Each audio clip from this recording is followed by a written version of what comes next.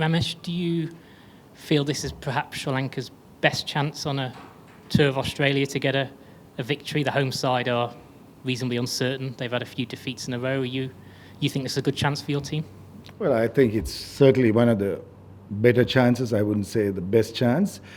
Well, a wounded Australian is a bit of a mystery, isn't it? So, well, in any sport really. So, well, we understand that, and we sort of know that when they are wounded, they'll be at their best, and no team is taken lightly. And if you think it's our best chance, yeah, it's one of our best chances. How much do you take out of, I guess, what the Indian seamers were able to do to Australia's batting order in the previous 4 tests here for your bowlers?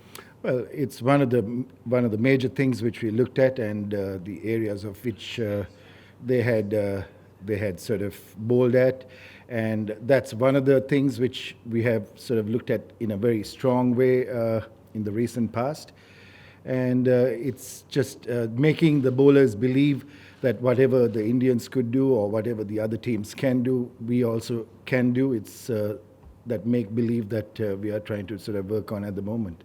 Do you take much out of, I guess, New Zealand for your bowlers? I know it wasn't a great result over there, but theoretically, seaming conditions in New Zealand, and you come and play a pink ball test, which will act somewhat similarly? Well, it is. Well, even though we thought that New Zealand would be a seaming thing, well, the first day, the second day was good, but the rest of the days were quite placid, and it was quite good wickets, not only to bowl on, it was quite good batting wickets.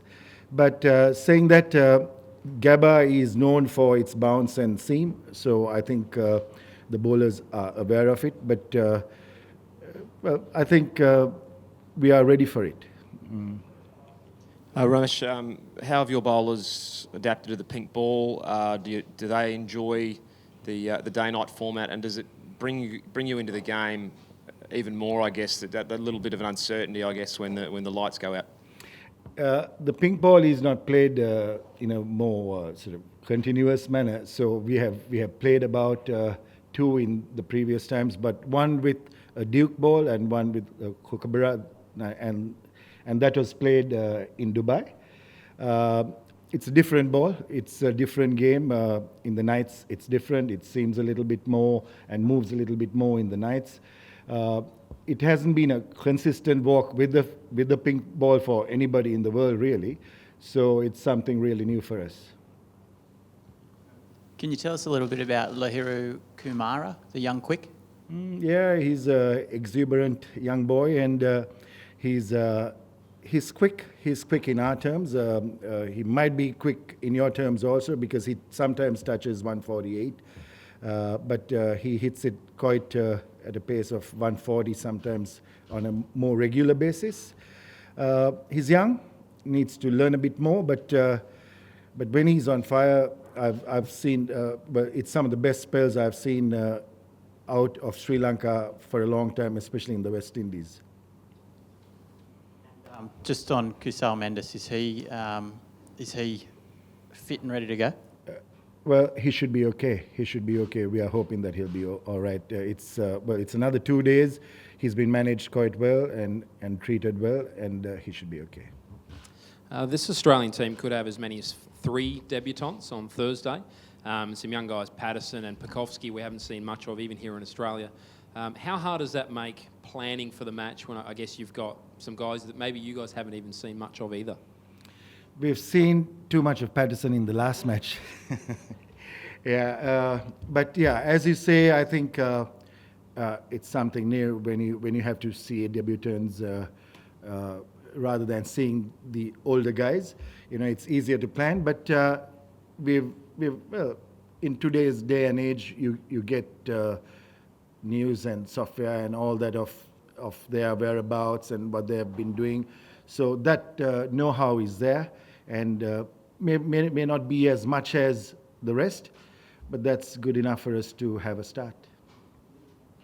There's been a few problems with no balls for your fast bowlers in recent times, something that Chandika spoke about after the first day in Hobart, that he was quite concerned with. Is that something you've put a lot of focus on to make sure that you don't have the risk of taking wickets off no balls? Yeah, well, it was like a storm, isn't it? It's a non-negotiable. No ball is a non-negotiable, whether it's a test format, one days, no way. So it was discussed and it was dealt with, and it will be dealt with even today at training. Ramesh, you were here in the very early days of Sri Lanka touring to Australia. We saw what it meant to India to win here finally a test series. How important is this tour given what Sri Lanka has been through in the past coming to Australia and some of the experience they've gone through? Well, we have done well in patches in the past. I think India speaks loud, isn't it? I mean, for the Indians to come here and do so well in batting and bowling both, even in fielding, I think they showed the world that every place they go to is home. So home away from home, sort of. So I believe we can take that from the Indians, and we can sort of go forward and say, okay, well, we came here. Our sort of motto was to win a test match. We are going to New Zealand, we are going to Australia and South Africa. So we would love to win a test match in a country. So, I mean, Australia is one of them. And the preparation has been quite good. Saying that, there has been a few hiccups, but that's all forgotten. And hopefully the boys come into good nick on Thursday.